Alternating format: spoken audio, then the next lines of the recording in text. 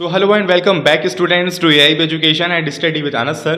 Today I will be starting class 12 Political Science chapter number 3 समकालीन दक्षिण Asia. So आज की क्लास का हमारे पास टॉपिक है बांग्लादेश के बारे में. So लास्ट क्लास के अंदर हमने पाकिस्तान के बारे में समझा था, इंट्रोडक्शन देख लिया था. अगर आपने वो क्लास नहीं देखी तो आज की इस क्लास की एंड स्क्रीन में वो लगी हुई है, आप डायरेक्टली जाके देख सकते हैं. So स्टार्ट करते हैं अपनी क्लास को और समझते हैं बांग्लादेश के अंदर लोकतंत्र कैसे स्थापित हुआ और वहाँ क्या व्यवस्थाएं चल रही हैं.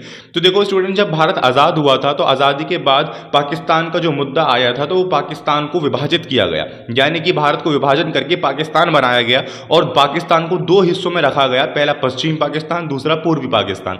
अभी पश्चिम पर पूर्वी क्यों? वो ऐसे क्योंकि ये मुद्दा इस आधार पर किया गया कि पूरे भारत में जिस जगह पर सबसे ज़्यादा मुसलमान रहते हैं उस जगह को पाकिस्तान घोषित किया जाए, अदरवाइज जो रिमेनिंग पार्ट रहेगा वो इंडिया का रहेगा. तो सबसे ज़्यादा उस समय पर इन दो जगहों पर ही मुसलमान रहा करते थे, जो कि पश्चिम पाकिस्तान एंड पूर्वी पाकिस्तान के नाम से जाने गए. और अभी फिलहाल के समय में पूर्वी पाकिस्तान एक अलग देश है जिसको हम बांग्लादेश के नाम से जानते हैं. तो जैसा कि आप जानते हो कि पूर्वी पाकिस्तान बंगाल की साइड है, यानी और बंगाल, तमिलनाडु, इस तरीके से देश हैं आसपास. तो उनकी जो भाषाएं थी, उनकी संस्कृति थी, उनका कल्चर था, वो अलग था, बिल्कुल विपरीत था. थे तो वो मुसलमान ही, मगर उनकी संस्कृति अलग थी. और यहीं पर अगर पश्चिमी पाकिस्तान के लोगों की बात करूं, उनकी संस्कृति पूरी कट्टर मुसलमानों जैसी थी, यानी कि उर्दू भाषा के ऊपर जोर देना और शरीयत के ऊपर चलना, बहुत सारी चीजें ऐसी थी जो कि वो अपनी चीजों को पूर्वी पाकिस्तान के लोगों के ऊपर लादना चाहते थे कि तुम भी ये सीखो, तुम भी हमारे जैसे ही हो, तुम ये सब चीजें करो. और दूसरी बात ये कि जो बड़ा हिस्सा था, यानी कि पश्चिमी पाकिस्तान का हिस्सा था, वहीं पे सारे नेता रहा करते थे. वो भी कोई डेवलपमेंट होती थी तो वहीं के वहीं रह जाया करती थी, इधर की साइड नहीं आ पाती थी. तो बहुत सारे ऐसे कारण थे कि इधर की साइड पर ध्यान ना देना, इधर की साइड पर कोई डेवलपमेंटल एक्टिविटी ना करना, इधर के नेता को कोई महत्व ना देना. तो इस तरीके से यहाँ चीजें चल रही थी. तो पूर्वी पाकिस्तान के लोगों ने ये मांग करी कि भाई तुम जब हम पे ध्यान ही नहीं दे रहे हो तो हमें एक अलग देश घोषित कर दो, हम अपना डेवलपमेंट हम खुद ही कर लेंगे. तो ये स्थिति चली. अब इसको समझते हैं. तो देखो, फर्स्ट ऑफ ऑल भारत और पाकिस्तान के विभाजन के पश्चात ही बंगाली संस्कृति और भाषा के साथ दुर्व्यवहार के विरुद्ध आवाज उठाना शुरू कर दी और साथ ही अपने ऊपर बलपूर्वक उर्दू भाषा को लादने के खिलाफ भी.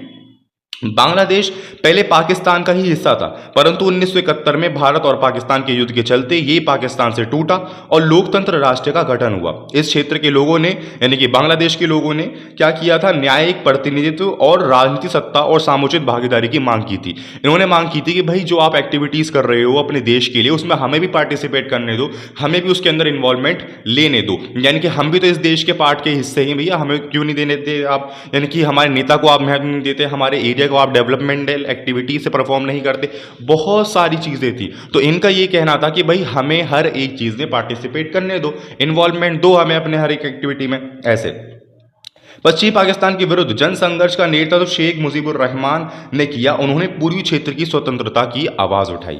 1970 के चुनावों में शेख मुजीबुर रहमान के नेतृत्व वाली अवामी लीग को संपूर्ण पाकिस्तान के लिए प्रस्तावित संविधान सभा के रूप में बहुमत मिला. यानी कि 1970 का जो चुनाव हुआ था, शेख मुजीबुर रहमान की जो पार्टी थी अवामी लीग, उसने पूरे पाकिस्तान के अंदर भारी बहुमत से विजयी प्राप्त करी, भारी बहुमत से विजयी प्राप्त करी. और ये रहते कहाँ थे? ये पूर्वी पाकिस्तान में रहते थे. तो पश्चिमी पाकिस्तान के नेताओं को ये बहुत बुरा लगा कि यानी कि ये चुनाव जो हुए हैं इसको हम नहीं मानते, ये चुनाव गलत हुए हैं, इसको हम मानते ही नहीं, दोबारा चुनाव करवाए जाएं. तो ऐसी सिचुएशन हो गई थी. परंतु सरकार पर पश्चिमी सरकार का ही दबदबा था और सरकार ने इस सभा को अहूत बोला और कहा हम इस चुनाव को नहीं मानते. शेख मुजीबुर रहमान को गिरफ्तार कर लिया गया और पाकिस्तान के शासक ने, जनरल याहिया खान ने सैनिकों द्वारा इस आवाज को कुचलने की पूरी कोशिश की और इन सैनिकों के हाथों हजारों लोग भी मारे गए. ठीक है, और इसी कारण हजारों लोग भी मारे गए और यही कारण था कि हजारों लोग भारत की तरफ पलायन कर गए. ठीक है, भारत की तरफ पलायन कर गए. अब इतनी बड़ी जनसंख्या को एक शरणार्थी रूप में देखना, उनको मैनेज करना, ये भारत के लिए अपने आप में ही एक बहुत बड़ी चुनौती थी. ठीक है, अर्थात भारत ने पूर्वी पाकिस्तान की सभ्यता की मांग को समर्थन दिया और साथ ही वित्तीय सहायता भी प्राप्त करी. जब बांग्लादेश के लोगों ने, यानी पूर्वी पाकिस्तान के लोगों ने अपना मत बताया भारत को कि ऐसे ऐसे बात है, हमारे ऊपर ऐसे जुल्म हो रहा है, हमारी संस्कृति को मिटाया जा रहा है, हमारी भाषा को कोई महत्व नहीं दिया जाता, तो भारत ने अपना समर्थन दिया उनके इथोपर और साथ ही उन्हें फाइनेंशियल हेल्प भी प्रोवाइड करी। ठीक है, और परिणाम स्वरूप 1971 में भारत और पाकिस्तान का युद्ध छिड़ गया और एक स्वतंत्र राष्ट्र के साथ बांग्लादेश की युद्ध की समाप्ति हुई, यानी अब बांग्लादेश का निर्माण हो चुका है। तो बेसिकली ये जो पूरा बांग्लादेश का टॉपिक है ये दो कैटेगरीज में डिवाइड है। इसके अंदर फर्स्ट कैटेगरी हमने कवर कर ली, यानी किस तरीके से बांग्लादेश आज़ाद हुआ, क्या सिचुएशन थी, कौन नेता थे, कौन गिरफ्तार कर लिए गए,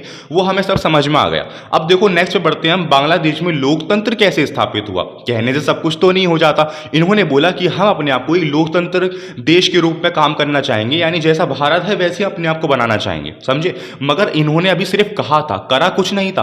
कैसे हुआ वो जानते हैं। देखो, विभाजन के बाद बांग्लादेश ने अपना संविधान बनाकर उसमें अपने आप को एक धर्मनिरपेक्ष, लोकतांत्रिक तथा समाजवादी देश घोषित किया। 1975 में शेख मुजीबुर रहमान ने संविधान में संशोधन किया और संसदीय प्रणाली के स्थान पर अध्यात्मक शासन प्रणाली को महत्व दे दिया। यानी संसदीय प्रणाली के अंदर क्या होता है, प्रधानमंत्री प्रमुख होता है, और यहां पे भारत जैसी सिचुएशन चल रही थी। मगर 1975 में उन्होंने संविधान के अंदर संशोधन किया और संसदीय प्रणाली को छोड़कर अध्यात्मक प्रणाली अपनाई और इसी के बाद अपना निर्वाचन राष्ट्रपति के रूप में करवा लिया, क्योंकि अध्यात्मक प्रणाली के अंदर क्या होता है, राष्ट्रपति ही देश का प्रमुख होता है। ठीक है, और साथ ही साथ अपनी पार्टी को छोड़कर बाकी सभी पार्टियों को समाप्त कर दिया, यानी कि कोई पार्टी और रूल नहीं करेगी। परिणाम स्वरूप तनाव और संघर्ष दोबारा से स्थापित हो गया पूर्वी पाकिस्तान के अंदर, यानी बांग्लादेश के अंदर। 1975 के अगस्त में सेना ने उनके खिलाफ बगावत शुरू कर दी और वह सेना के हाथों ही मारे गए। ठीक है, फिर एक नए सैनिक शासक यानी जियाउर रहमान ने अपनी बांग्लादेश नेशनल पार्टी बनाई और 1979 के चुनावों में विजय हुए, परंतु जियाउर रहमान की भी हत्या हो गई। ठीक है, और फिर आते हैं नेक्स्ट, लेफ्टिनेंट जनरल एचएम इरशाद के नेतृत्व में नए सैनिक शासन स्थापित हुआ और देश की भागदौड़ इन्होंने संभाली। परंतु अब बांग्लादेश की जनता लोकतंत्र के समर्थन में खड़ी उठी, यानी कि हमें सैनिक शासन नहीं चाहिए, हमें बार बार बदलाव नहीं चाहिए, हमें लोकतंत्र चाहिए, धर्मनिरपेक्षता चाहिए। ऐसे तो उन्होंने भागदौड़ संभाली, परंतु अब जनता ही लोकतंत्र के समर्थन में उठ खड़ी हुई थी। इस आंदोलन के छात्र में इस आंदोलन के रूप के अंदर सबसे आगे जो चल रहे थे वो छात्र चल रहे थे, स्टूडेंट का इन्वॉल्वमेंट ज्यादा था। तो क्या हुआ, जनरल इरशाद ने इन सभी चीजों से बाध्य होकर एक सीमा तक राजनीतिक गतिविधियों की छूट दे दी। क्यों दे दी, क्योंकि इनसे पहले जो नेता आए थे वो हत्या हो गई थी या तो सेना हाथों मारे गए थे, तो इन्हें भी डर हो गया, तो इन्होंने बाध्य होकर कुछ एक्टिविटीज के अंदर छूट दे दी कि भैया कर लो तुम। ठीक है, इसके बाद समय में जनरल इरशाद ने 5 वर्षों के लिए अपना निर्वाचन राष्ट्रपति के रूप में करवा लिया, मगर क्या हुआ, इन्हें जनता के आगे झुकना पड़ा और अपने पद को छोड़ना पड़ गया। फिर उसके बाद क्या हो गया, फिर सबसे आखिर में यह हुआ कि 1991 के चुनावों के बाद बांग्लादेश बहुदलीय चुनावों पर आधारित प्रतिनिधि मूलक लोकतंत्र कायम हो गया। तो बेसिकली अब यहाँ पे 1991 से पूरा जिस तरीके से भारत के अंदर चुनाव होते हैं बहुदलीय प्रणाली से, संसदीय प्रणाली से, वही काम चल रहा है। तो ये था हमारा ओवरऑल बांग्लादेश के बारे में। सो होपफुली आपके सारे डाउट्स क्लियर हुए होंगे, कोई डाउट नहीं बचा होगा, बट फिर भी कहीं कोई डाउट हो तो आप मुझे कमेंट सेक्शन के अंदर जरूर बताएं। और अदरवाइज आपने पहली क्लास नहीं देखी तो आज की इस क्लास के एंड स्क्रीन में लगी हुई, जो कि आपको शो भी हो रही होगी, आप डायरेक्टली गो थ्रू हो सकते हैं। Thank you.